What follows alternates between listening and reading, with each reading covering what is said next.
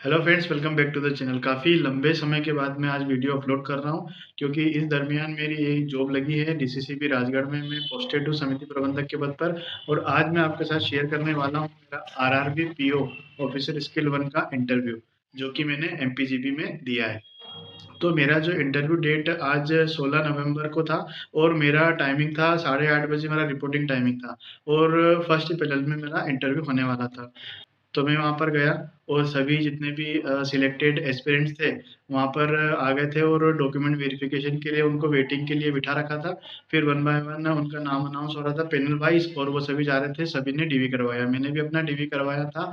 Almost 9 बजे के लगभग मेरा डीवी वहाँ पर कंप्लीट हो गया था। उसके बाद जस्ट 5 से 10 मिनट के बाद मुझे इंटरव्यू के लिए बाहर नेक्स्ट जो उनका फेज होता है वहाँ पर लेके गए, पैनल रूम के बाहर। और वहाँ मैंने लगभग 10 मिनट का वेट किया। उसके बाद मेरा इंटरव्यू लगभग 9:25 के लगभग स्टार्ट हुआ था। देन 7 से 8 या 9 मिनट का मेरा इंटरव्यू चला होगा। और उसके पहले भी जितने भी इंटरव्यू हुए हैं वो उनके भी लगभग 7 से 8 मिनट के ही इंटरव्यू वहाँ पर हो रहे थे। अब यहाँ पर जो पैनल थी, अलग अलग 4 पैनल थी। और मेरी पैनल में वहाँ पर केवल 4 मेंबर्स थे, एक मैम थी और 3 सर थे। वहीं किसी 4 पैनल थी वहाँ पर 7 मेंबर थे, किसी में 6 मेंबर भी वहाँ पर थे, ऐसा मुझे अदर एस्पिरेंट्स ने बताया है। तो मैं आपके साथ बिना किसी देरी के क्वेश्चन शेयर करता हूँ जो क्वेश्चन मुझसे पूछे गए हैं। तो देखिए, सबसे पहले मैंने सभी को ग्रीट किया वहाँ पर इंटर होने के बाद, और उन्होंने मेरे को बैठने के लिए कहा। मैंने थैंक यू बोला और मैंने अच्छे से प्रॉपर वहाँ पर सीटिंग ले ली। और जैसा आप देख पा रहे हैं, मेरा जो अटायर है यही इसी अटायर के साथ मैं वहाँ पर गया था, क्योंकि इसमें अटायर का भी काफ़ी एक इम्प्रेशन पड़ता है और अपने को उसके बोनस पॉइंट मिलते हैं। तो मेरे से उन्होंने सबसे पहले मेरा नाम पूछा, जो मैंने उनको बताया। उसके बाद उन्होंने मेरे फादर का ऑक्यूपेशन पूछा। तो मैंने उनको बताया कि मेरे पिता किसान हैं, हम बेटल फार्मिंग करते हैं, पान की खेती करते हैं। तो इसी के रिगार्डिंग उन्होंने मुझसे 2-3 क्वेश्चन और करे। उनका पहला क्वेश्चन ये था कि आप जो ये बेटल फार्मिंग करते हैं, पान की खेती करते हैं, तो इसके लिए 1 एकड़ में उसकी लागत कितनी होती है? तो मैंने उनको अच्छे से आंसर किया कि सर, इसमें जो इनिशियल लेवल पे अगर कोई इसको स्टार्ट कर रहा है तो उसमें उसकी 2 से ढाई लाख की उसकी इनिशियल कॉस्ट की लागत लगती है। उन्होंने कहा अच्छा ठीक है। फिर उन्होंने मुझसे पूछा कि क्या आप बस ये पान की खेती करते हैं, इसके अलावा और क्रॉप्स भी है जिनकी आप खेती करते हैं? तो मैंने बताया उनको, सर सीजनल जैसे 2 सीजन होते हैं, खरीफ और रबी, तो दोनों सीजन में हम अलग अलग खेती करते हैं। हम रबी में गेहूं की खेती करते हैं और खरीफ में हम मक्का या सोयाबीन की वहाँ पर खेती करते हैं। उन्होंने कहा ठीक है। फिर इसी के रिगार्डिंग एक और क्वेश्चन उनका आया कि अच्छा आप मेरे को बताइए कि 1 एकड़ में कितने गेहूं की रिक्वायरमेंट होती है? 1 एकड़ में मतलब कितने गेहूँ आप सोइंग करेंगे, इसकी रिक्वायरमेंट में आप मात्रा बताइए। तो मैंने उनको बताया कि 40 किलो के लगभग आपको रिक्वायरमेंट होती है। उन्होंने कहा अच्छा ठीक है। उन्होंने फिर मुझसे इसकी नस्ल पूछी कि कौन कौन सी वेराइटी आप गेहूं की लगाते हैं। तो मैंने उनको, मेरे को जो दो उस टाइम पे याद आई, मैंने उनको बताया कि लोकवान और 47 दो वेराइटी हम यूज़ करते हैं। उसके अलावा उन्होंने पूछा कि एक और अभी लेटेस्ट में कुछ अच्छी वेराइटी, अच्छी किस्में और चल रही है, क्या आप उनके बारे में जानते हैं? तो मुझे उसके बारे में कुछ भी आइडिया नहीं था। तो मैंने कहा सॉरी सर, मुझे इसके बारे में पता नहीं है।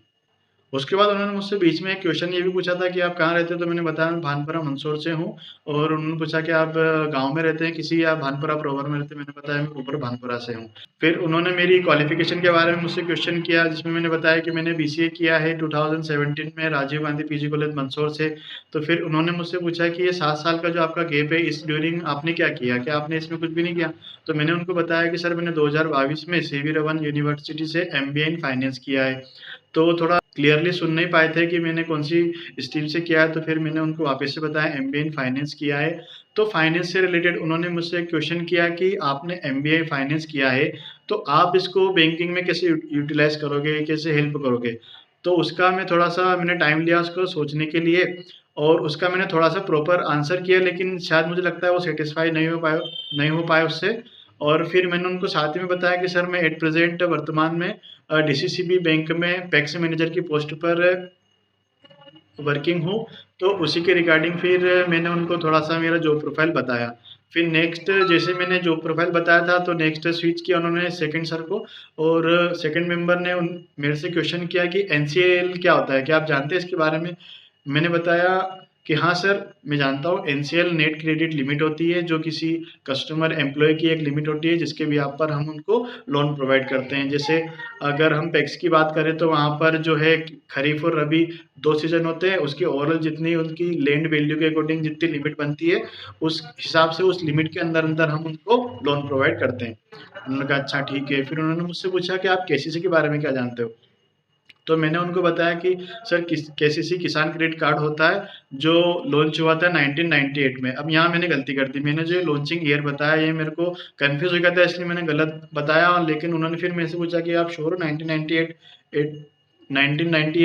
तो मैंने कहा सॉरी सर, मेरे को थोड़ा सा डाउट है, मैं अभी इसको प्रॉपरली रिकॉल नहीं कर पा रहा हूँ। उन्होंने कहा अच्छा ठीक है, कोई बात नहीं। फिर मैंने आगे बताया कि इसके थ्रू अपन किसान को सीजनल वाइज लोन देते हैं, और मैंने पूरा कैश और काइंड खरीफ रबी दोनों डिटेल में बताएं। उसके बाद उन्होंने पूछा इसके अलावा और क्या प्रोवाइड करते हैं अपन, तो मैंने उनको बताया कि हम फसल बीमा प्रोवाइड करते हैं किसान को।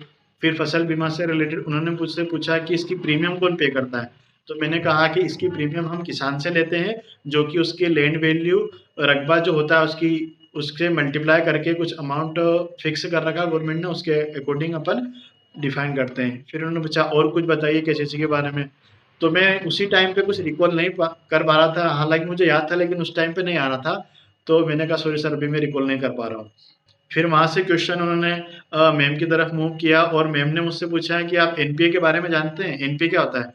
तो मैंने कहा जी मैम, एनपीए होता है नॉन परफॉर्मिंग असेट्स, ऐसे लोन और एडवांसेस जो बैंक किसी बोरोवर्स को देती है, लेकिन उनसे हमको इनकम जनरेट नहीं होती है, और उसका जो टाइम टेन्योर जो होता है, अगर उस टेन्योर में किसान ने या किसी कस्टमर ने या किसी बोरोवर ने वो हमको पे नहीं किया है 19 डेज तक, तो उसके बाद वो अकाउंट एनपी अकाउंट हो जाएगा। उन्होंने कहा ठीक है, उन्होंने स्माइल करके अच्छे से रिस्पॉन्स दिया मुझे इसके आंसर पे। और फिर नेक्स्ट उन्होंने मुझसे पूछा कि लॉस असेट एनपीए क्या होता है, तो उस टाइम में एग्जाम्पल नहीं दे पा रहा था, इसलिए मैं उसको डिफाइन भी नहीं कर पाया। उन्होंने कहा चलो ठीक है, फिर नेक्स्ट उन्होंने फॉरवर्ड किया नेक्स्ट सर को। उन सर ने मुझसे पूछा कि अच्छा एनपीए आप बताइए, एग्रीकल्चर में एनपीए कब होता है? तो मैं क्वेश्चन उनका समझ नहीं पाया डिटेल में कि आखिर वो पूछना क्या चाहते हैं। तो उसी हिसाब से फिर मैंने उनका आंसर दिया कि सर इसमें सीजन होता है, और सीजन के अकॉर्डिंग इसकी जो ड्यू डेट होती है खरीफ सीजन की वो होती है वो 15 मार्च, और रबी सीजन की होती है 15 जून, सॉरी इसकी होती है 28 मार्च और उसकी होती है 15 जून। ये मैंने उनको आंसर किया। अब उन्होंने मुझसे क्वेश्चन किया कि अगर कोई ऐसा किसान है, फार्मर है, जिसने 3 से 4 लाख रुपए आपसे लोन ले रखा है, लेकिन वो लोन पे नहीं कर रहा है, लेकिन वो आपको इंटरेस्ट जरूर दे रहा है उसका, तो क्या वो एनपीए हो जाएगा? तो ये थोड़ा कंफ्यूजिंग सवाल था, मैं उस टाइम पे कंफ्यूज हुआ, मैंने थोड़ा सा टाइम लिया और फिर मैंने उसका आंसर किया नो सर, वो एनपीए नहीं होएगा।